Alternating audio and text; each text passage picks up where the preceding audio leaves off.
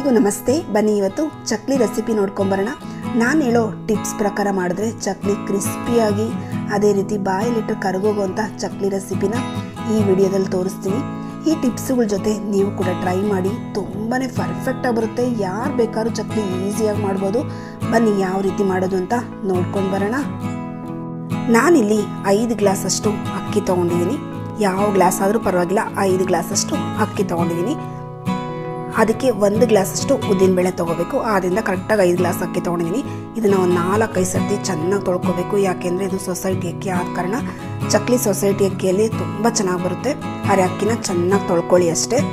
ಚೆನ್ನಾಗಿ ಒಂದು 5-6 ಸರ್ತಿ ಚೆನ್ನಾಗಿ ನೀರಲ್ಲಿ ತೊಳ್ಕೊಂಡಾದಮೇಲೆ ಈಗ ಇದಕ್ಕೆ ಒಂದು ಕಾಟನ್ ಬಟ್ಟೆ ಹಾಕ್ಕೊಂಡಿದ್ದೀನಿ ಒಂದು ಬುಟ್ಟಿಗೆ. ಹಾಗೆ ಅಕ್ಕಿನ ತೊಳ್ಕೊಂಡ್ವಲ್ಲ ಅದನ್ನೆಲ್ಲ ಇದಕ್ಕೆ ಫಿಲ್ಟ್ರ್ ಮಾಡ್ಕೊಳಕ್ಕೆ ಹಾಕ್ಕೊಳ್ತೀನಿ. ಇದನ್ನೇ ನೆನೆಸೋದೆಲ್ಲ ಏನು ಬೇಡ, ಈ ರೀತಿ ನೀರೆಲ್ಲ ಸೋದಲಿಕ್ಕೆ ಒಂದು ಬಟ್ಟೆಯಲ್ಲಿ 1 ಅವರ್ ಹಂಗೆ ಬಿಟ್ಬಿಡ್ತೀನಿ ಅಷ್ಟೇ. ಇಲ್ಲೇ ನೆನ್ಕೊಂಡ್ರೆ ಸಾಕು, ಅಷ್ಟು ನೆನ್ಕೊಂಡ್ರೆ ಸಾಕು. ತುಂಬ ಏನು ಅಕ್ಕಿ ನೆನೆಯೋದು ಬೇಡ. 1 ಅವರ್ ಈ ರೀತಿ ಬಟ್ಟೆ ಸುತ್ತಬಿಟ್ಟು ಟೈಟಾಗಿ ಇಟ್ಬಿಡ್ತೀನಿ. ಆಮೇಲೆ ಇದನ್ನು ಹರಡ್ಕೋಬೇಕು. ಅದೇ ರೀತಿ ಇದನ್ನು ಬಿಸಿಲಲ್ಲೆಲ್ಲ ಹರಡಂಗಿಲ್ಲ, ಮನೆ ಒಳಗಡೆ ಹರಡ್ಕೊಳ್ತಿದ್ದೀನಿ. ನಾನಿದು ನೈಟು ಈ ರೀತಿ ಎಲ್ಲ ಫುಲ್ಲು ತೆಳ್ಳಗೆ ಹರಡ್ಕೊಳ್ತಿದ್ದೀನಿ.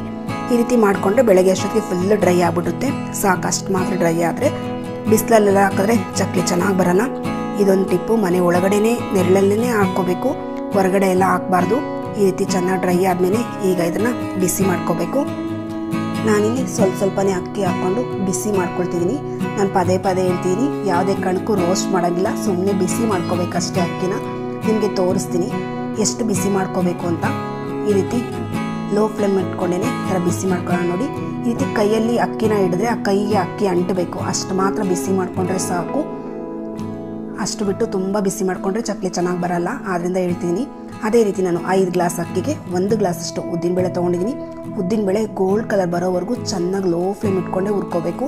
ಹೈ ಫ್ಲೇಮ್ ಇಟ್ಕೊಂಡ್ರೆ ಚಕ್ಲಿ ಚೆನ್ನಾಗಿ ಬರಲ್ಲ. ಆದ್ದರಿಂದ ಲೋ ಫ್ಲೇಮ್ ಇಟ್ಕೊಂಡು ಚೆನ್ನಾಗಿ ಗೋಲ್ಡ್ ಕಲರ್ ಬರೋವರೆಗೂ ಹುರ್ಕೋಬೇಕು. ನೋಡಿ, ಇಷ್ಟು ಮಾತ್ರ ಹುರ್ಕೊಂಡ್ರೆ ಸಾಕು. ಈ ತಣ್ಣಗಾದ್ಮೇಲೆ ಇದನ್ನು ಮಿಲ್ ಮಾಡಿಸ್ಕೊಂಬರ್ತೀನಿ. ನಾನು ಹೇಳಿದ ಪ್ರಕಾರನೇ ಹುರ್ಕೊಂಡ್ರೆ ಚಕ್ಲಿ ಪರ್ಫೆಕ್ಟಾಗಿ ಬರುತ್ತೆ. ಆದ್ದರಿಂದ ಹೇಳ್ತೀನಿ. ನೋಡಿ, ಮಿಲ್ ಮಾಡಿಸ್ಬಿಟ್ಟು ಸೈಡ್ಗೆ ಇಟ್ಟಿದ್ದೀನಿ. ಈಗ ಚಕ್ಲಿ ಮಾಡೋಕ್ಕೆ ಏನು ಬೇಕು ಅಂತ ನೋಡ್ಕೊಂಬರೋಣ.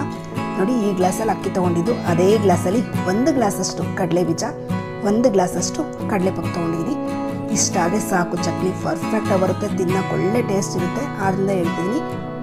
ಈಗ ಅದನ್ನೆಲ್ಲ ಪೌಡ್ರ್ ಮಾಡಿ ಇಟ್ಕೊಂಡು ಈಗ ಇದನ್ನು ಮಿಕ್ಸ್ ಮಾಡ್ಕೋಬೇಕು. ನಾನಿಲ್ಲಿ ಫಸ್ಟ್ಗೆ ಒಂದು 2 ಸ್ಪೂನಷ್ಟು ಜೀರಿಗೆನ ಕೈಯಲ್ಲೇ ಕ್ರಷ್ ಮಾಡ್ಕೊಳ್ತೀನಿ. ತುಂಬ ಏನು ಕುಟ್ಟು ಪುಡಿ ಮಾಡೋದೇನು ಬೇಕಿಲ್ಲ, ಸುಮ್ಮನೆ ಕ್ರಷ್ ಮಾಡಿಕೊಂಡ್ರೆ ಸಾಕು. ನಮಗೆ ಖಾರಕ್ಕೆ ಎಷ್ಟು ಬೇಕೋ ಅಷ್ಟು ಚಿಲ್ಲಿ ಪೌಡರ್, ರುಚಿಗೆ ತಕ್ಕಷ್ಟು ಉಪ್ಪು, ಇದನ್ನೆಲ್ಲ ಹಾಕ್ಕೊಂಡಿದ್ದೀನಿ.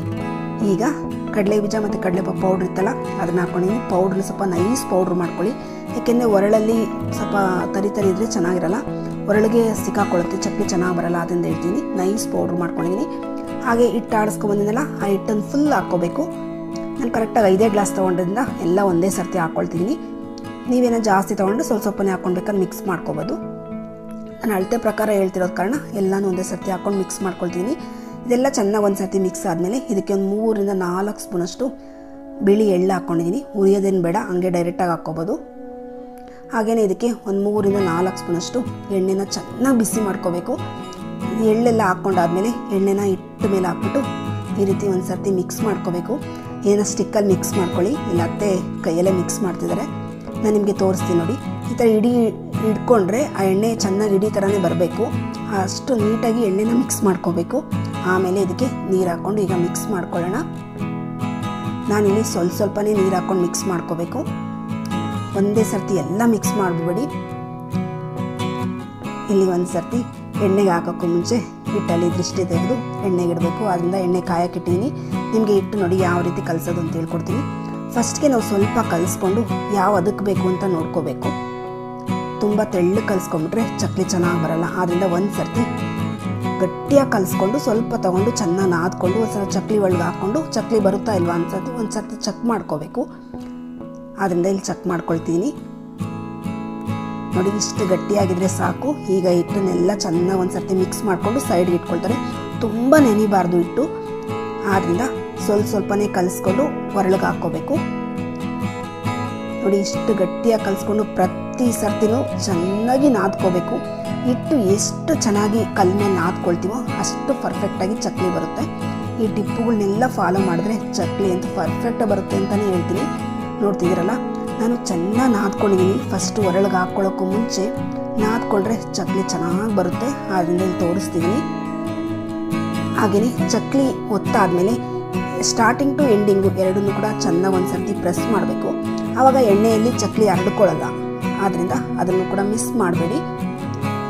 ಚಕ್ಲಿಗೆ ಎಣ್ಣೆ ಕಾಯೋದು ಕೂಡ ತುಂಬಾ ಇಂಪಾರ್ಟೆಂಟು. ಮೀಡಿಯಮ್ ಫ್ಲೇಮಲ್ಲೇ ಎಣ್ಣೆನ ಚೆನ್ನಾಗಿ ಕಾಯಿಸ್ಕೊಳ್ಳಿ.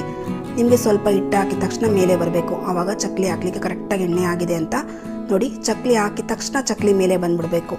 ಆವಾಗ ಎಣ್ಣೆ ಪರ್ಫೆಕ್ಟಾಗಿ ಕಾದಿದೆ ಅಂತ.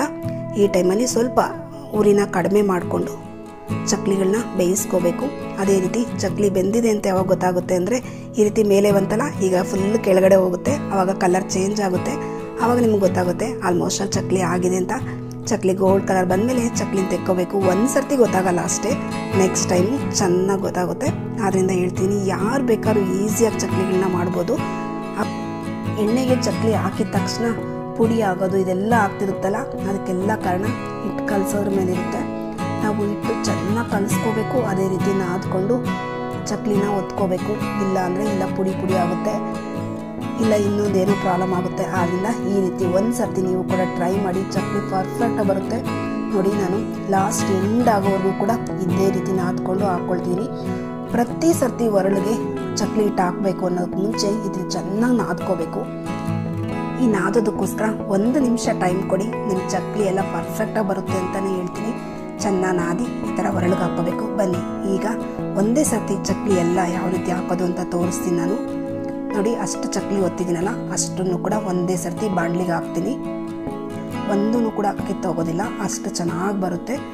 ನಾವು ಹಿಟ್ಟು ಚೆನ್ನಾಗಿ ಗಟ್ಟಿಯಾಗಿ ಕಲಿಸ್ಕೊಂಡಿದ್ವಲ್ಲ, ಆದ್ದರಿಂದ ಚಕ್ಲಿ ನೋಡಿ ಆರಾಮಾಗಿ ಹಾಕ್ಕೋಬೋದು. ಚಕ್ಲಿ ಹೇಗೆ ಬಂದಿದೆ ಅಂತ ರಿವ್ಯೂ ಕೊಡೋಕ್ಕೆ ನಮ್ಮ ಶೌರ್ಯ ಬಂದಿದ್ದಾನೆ. ಶೌರ್ಯನ ಬಾಯಲ್ಲೇ ಕೇಳಿ ಹೇಗಿದೆ ಅಂತ.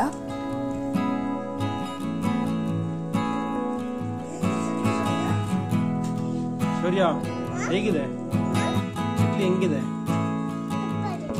ಸೂಪರ್ ಆಗೋಯ್ತಾ?